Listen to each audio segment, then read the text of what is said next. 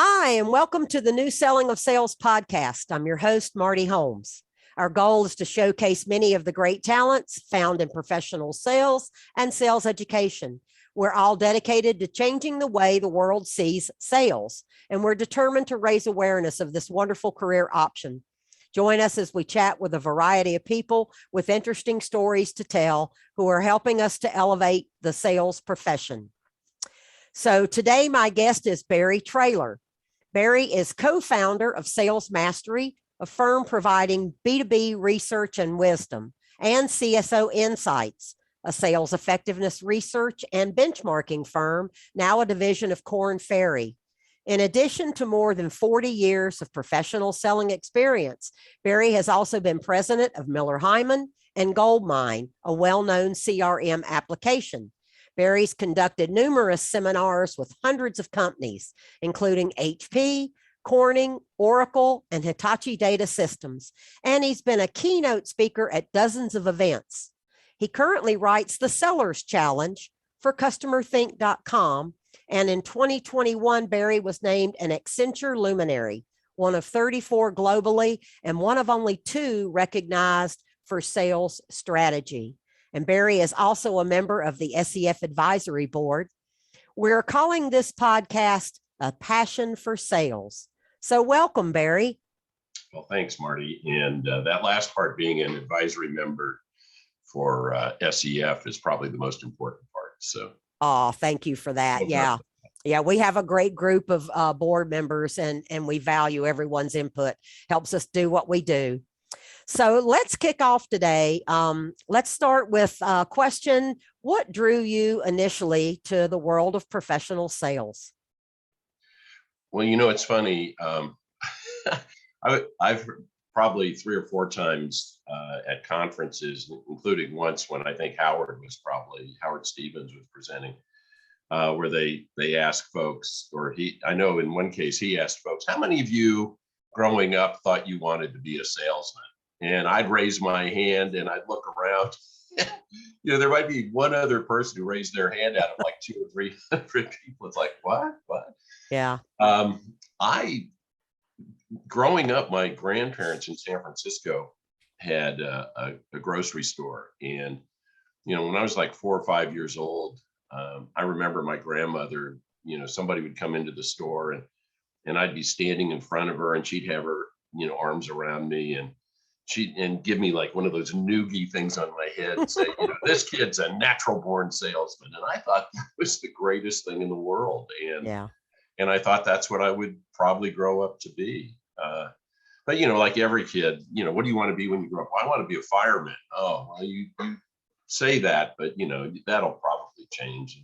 Mm-hmm. So then, well, what do you want to be when you grow up? Well, maybe I want to be a policeman. Well, you say that now, but that'll change. And then one day I said, what do you want to be when you grow up? I said, I want to be an engineer. You'd say, well, that's great. We need engineers. And, I thought I was going to be driving trains. I thought that would be really cool. But, I wound up going to school and becoming a civil engineer. Mm-hmm. And I consider that actually kind of a detour in my professional career. Mm-hmm. And one day I finally woke up and left engineering and got back to, full-time selling. So Right. Well, that's kind of how I got here. Yeah. Well, when you and I talked before, I was sharing with you that there are some universities now teaching a sales course or more than one through their College of Engineering. So that is one discipline that's recognizing the value of having some type of background in sales as you go into a different career, not normally thought of in the sales world. Well, that's one that absolutely needs it. And, Mm-hmm. I've gone back to my alma mater, San Francisco State. When I was down in Silicon Valley, I would talk to the engineering students at Santa Clara University and San Jose State, a couple of the engineering powerhouses down there. And I would tell, these students, you are learning to learn. You're getting the basics here. And when you go to work, the whole thing is going to be on the job training in terms of how you put what you've learned and learning to learn to work on jobs. And the whole thing in professional service firms, not just engineering, accounting, legal, whatever, Mhm. is billable time. And when you're, brand new and going up through, levels, maybe you start as a junior designer or even, just a kind of an intern engineer in training, and then maybe an engineer designer, engineer C, B, A, you start working up. At some point, it's always do the work, do the work, do the work. And it's all about, billable time. And then one day, maybe you're getting ready to be promoted to, senior engineer, designer, or associate. And they say, get the work. And it's like, Mhm. what? What? And a lot of folks aren't ready to make that transition. And for a long, long time, they would kind of hold it as, I didn't go to college and get my degree and get my license, and only about 10% of engineering graduates become registered engineer. I didn't go through all of that to become a salesman or a seller, or Yeah. sales rep. And that's a career limiting decision unless you become a super engineer and become really sort of renowned in that space. And some guys do, some folks do. The other path is if you want to go to partner in principal, you need to be able to get the work. Right. And so I'm Right. really glad to hear that they're, introducing selling and Mhm. sales classes in college, at least in some of the schools, because it came Right. as a rude awakening for many folks after college and, like 8, 10 years into their career, they didn't know that was coming. Right. Right. Yes, I totally agree. Um, so one of the other things that I wanted to touch on today was the persistence of the negative voices in sales. Do you remember when you first started hearing all of those negative voices and what that meant to you? Well, I actually had a lot of sales jobs growing up. I sold the parents' magazines, working Yeah. working birth leads. I sold grow your encyclopedias door to door. I mean, what you Yeah, that's wild. People, so there are two things. Number one, nobody answers their door anywhere. It's like everybody's got a ring door. Nobody's ever answered. Number yeah. two, who's going to buy an encyclopedia? Yeah. Oh yeah, that's funny when you think about So, it now, but so forget that about was it. a real opportunity at one time. Yeah, no, that was Yeah. that was great. And I worked retail during high school and college, all of that. And uh, the I always thought it was great, but this whole thing about, it was kind of like, you want to be a fireman, you want to be a policeman, you're having fun now, but you need to get a degree and get on with your professional development. And Mm-hmm. and that was always, that was always sort of the push. Nobody was getting a degree in sales. So, Right. the push was you've got to get a college degree. And by definition, that meant it wasn't going to be sales as a career because there was no degree, and in most cases still isn't. But beyond that, I find, again, I woke up and been earning my living in sales for a long time now. But the example I give folks is if you were at a cocktail party, if we met at a cocktail party and it's like, hey, Marty, nice to meet you. What do you do? And he said, well, I'm a neurosurgeon. It's like, wow, no kidding. Really? Yeah. How long you been doing that? 20 years. Wow, you must be really good. And, yeah, you know, Yeah. I'd like to think so. If we met at a cocktail party, hey Marty, how you doing? Good to meet you. What do you do? I'm in sales. Oh, wow. For HP. Great. A great company. How long you been doing that? 20 years. Oh, so you're like a district manager or something? No, I'm a sales rep. 20 years? It's like, Yeah. where did where did you make a left turn in your career? Uh-huh. Yeah. and It's and perception. I think that that's a real I think that's real, and I think it's really wrong, and I think it's a missed Mm-hmm. opportunity. Mm-hmm. And it's not just people outside of sales sort of putting that on you. I think it's people in sales who put it on themselves and buy that this will be good for your career speech and move into management or marketing or whatever. Yeah. And they really don't belong there. They belonged in sales, but there was no Mm-hmm. sales career path to keep getting better and better and better Yeah. and to continue growing it Yeah. just in sales. And that's really, what we're promoting. It's interesting. And that is true because I think one of the first things that people in sales need to do is to recognize their value and to find a way to express that to individuals when they get asked those questions. I know I've heard them many times before. And so hopefully through the foundation's work and the podcast that we're doing, people have a little bit more of self-respect for being in professional sales. And I do like to add the word professional in front of it because it is very important. And, even Well, though, a go lot ahead. of folks think professional sales is an oxymoron, like professional wrestling. It's uh, I actually wrote a column about this over at Customer Think, and I'll send you the link. Maybe you can attach it to to the podcast. But Sure. following up on Howard's thing about you need standard, his whole thing. What do you call the person Mm-hmm. who graduated last in their class in medical school? Mm-hmm. Doctor, because they passed. And so standardization, certification, and specialization were the things he talked about. I Right. went a little bit further. I did some other research and wrote a column on that. I'll send you the link. But starting with college or at least some certification is a big part of it. Mm-hmm. Yeah. So, The great thing about what's happening at university is, over the course of the last, I'd say 17, almost 17 years, SEF's been tracking the number of universities. And, we now know of 32 sales majors that are offered and 81 minors in sales. And so there is a growing body of knowledge and a growing interest among doctoral students to get their PhD with a focus in sales.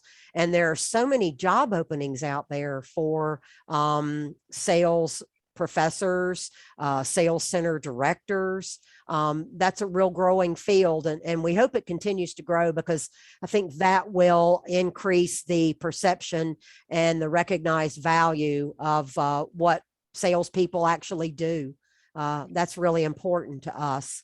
well, and the other thing you said about, self-esteem or self-respect and Mm-hmm. value, I think one of the biggest challenges is getting sellers to value their time. Oh, yes. And, a lot of companies, particularly they have independent sales contractors, think, if they don't sell anything, I don't pay them anything. So it doesn't cost anything. Yeah.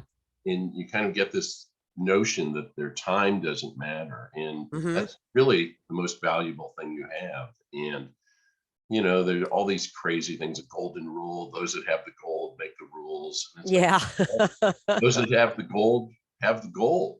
Right. You can't eat gold, so we as sellers have things of value if you think they're valuable. And if you think so, and we can show how, it's going to improve, your position, your Mm-hmm. delivery, your business, then you're probably going to want a lot of it. And if not, then we shouldn't spend a lot of time on it. But, Agree. the whole notion that the ones with the gold are running the show and the rest of us are just kind of, in servitude here, I think is Mm-hmm. silly.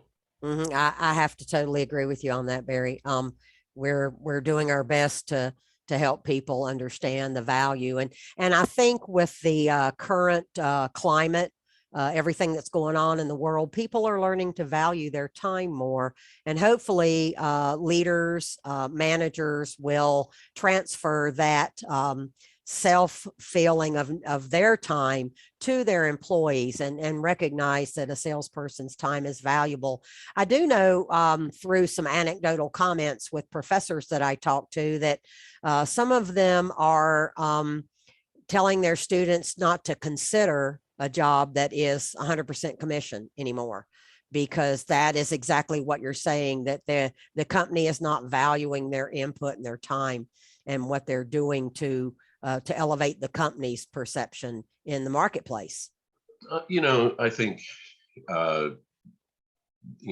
that's a point of view, and there's nothing wrong with that. Mm-hmm.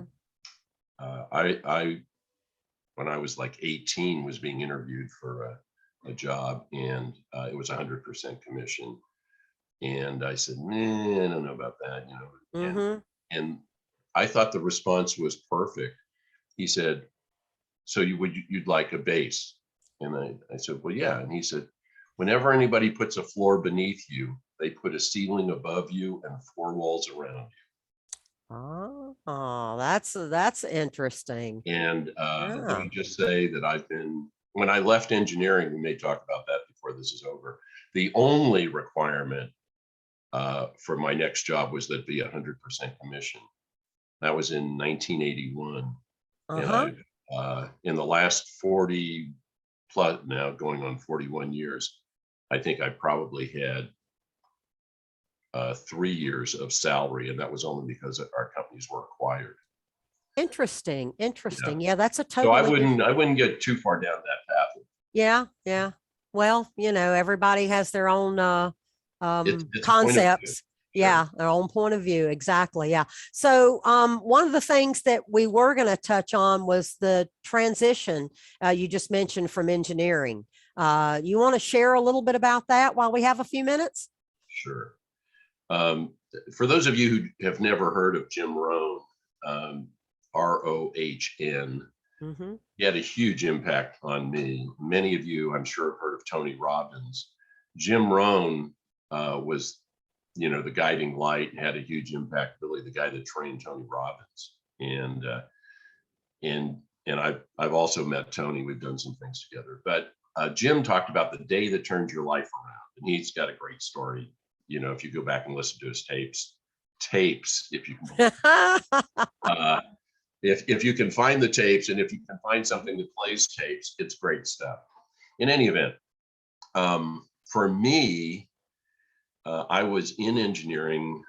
When I graduated from college, I went to work for a public utility in Northern California.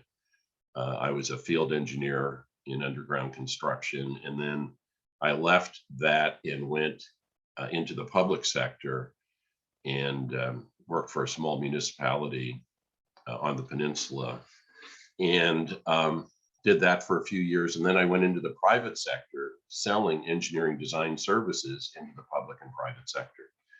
And one of the things that over a few years, I really felt as though we needed to up our game. And so I started going after bridge projects. They're called grade separations. And it's either an overpass or an underpass at a railroad crossing, and for safety. And there are a lot of considerations, but it's a big funding program. And the way it works, the feds pay 75% of the project. The affected railroad pays 12.5%, and the city pays 12.5%. Mm-hmm. And I got deep into the weeds of the funding and what's called grantsmanship, and took a new approach going after projects. And our company had done a couple of these, prior, like 10 or 15 years prior. Mm-hmm. So we had track record. We were a substantial firm and everything. And one of the cities nearby was going to do a grade separation, and we got an RFP. We submitted a proposal, and we made the short list. And generally they're bringing 3 or 4 companies, and they talk about their experience, and here's the team, and projects of similar scope and magnitude, and commitment and all that jazz. Right. And we went in, and I was the biz dev guy. You could never say sales in engineering back then. It was front end Right. work or feasibility or whatever. But anyway, I took the lead on the presentation and I said, everybody coming in here today can do the job. Okay, everybody can, we all went to the same schools, we all have the same license, we all use the same standards. Everybody coming in here today can get you a set of plans. We're going to get you a bridge. Oh, yeah. What? And instead of what everybody else does, bringing out, a bunch of plans, here's a project we did in San Bernardino, here's a project we did in Fremont. I had a big blow up poster on foam board of their application. And we put that up and I said, here's your application, which none of them had ever seen. Oh, And I said, let me explain to you how this funding works. And we went through it. And I said, here's where you're losing a point. Here's where I think you could pick up a point. Here's another point. And those 3 points would put you in the money this year. And otherwise they will not. You're just going to be close. And everybody's like, what? yeah. And so we got the job and we got the funding and they got their project. Well, we did 3 of those just that way in about 15 months. And the third one, I was working at home, was in South San Francisco, it was the Oyster Point grade separation. I was working at home and we had done our thing at the interview and I felt we were just solid on this thing. And so after a week, still hadn't heard. So I called the city engineer and I said, what's up? And he said, oh, you got it. And I said, we did. And he said, yeah. And I said, awesome. Yeah. So I hung up and I remember I was running up and down the halls of the house, just screaming, jumping. I was so excited. I called my boss. I said, we got it. He goes, yeah, I know. What do you mean, Did he just call you? He said, no, they called, yesterday or something this morning. I said, you're kidding me, man. What? And he goes, well, yeah, I forgot to tell you. So anyway, great. We need to celebrate. We need to celebrate. Let's meet at this 17 West was a restaurant we used to go to. So anyway, they got there. I drove from home. I got there and I'm walking across the dining room and I saw him. And I'm like, what the heck? Something's wrong. What?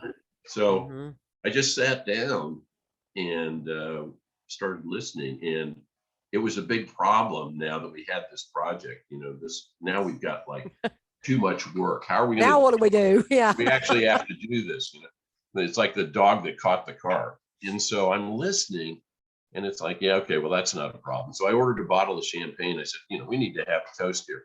So the server brings over the champagne, poured it around. And I said, we need a toast. And my boss, I'll never forget, Bob Breyer said, you're right. Here's to Bill. And I'm like, what? And Bill Smith, who's going to be the project engineer. And I thought, wow, are you kidding me? Yeah. And I said, here's to Bill. And we all clinked glasses. And I threw that drink down, put my glass down and said, gotta run. And he's like, what? You're the one. I said, no, something came up. I got to go. I was walking out. And what I was saying to myself is, F this, man, I'm done. Yeah. And no recognition. Forget about it. And so when I left there, I spent the next 3 months, and I told my boss the next day I'm leaving. And he said, well, you'll get over it. And I said, no, I don't think so. For the next 3 months, I interviewed in computers, headhunting, and commercial real estate and finance. And I just went out and talked to people, asked about a day in the life of and so on. Yeah. And the only requirement for my next job, that's what I was saying earlier, is it had to be straight commission. And not because I'm, coin operated, money grabber, all that. It's just, if you do your job, they put money in your hand. And if they don't put money in your hand, you may be a great guy, you may be a team player, you may get along with everyone, but you must not have done your job or they would put money in your hand. And that, to me, that kind of clarity, that kind of direct connection between what you do and it being recognized. And it's not the only thing. I mean, I talk about other things, but that, I think that is super critical. And it turned my life around. Wow. Yeah. Well, we've got a couple more minutes here. One of the things I wanted to ask about was the novel you wrote about sales. And you mentioned the reason that you wrote the novel. You want to touch on that for just a moment?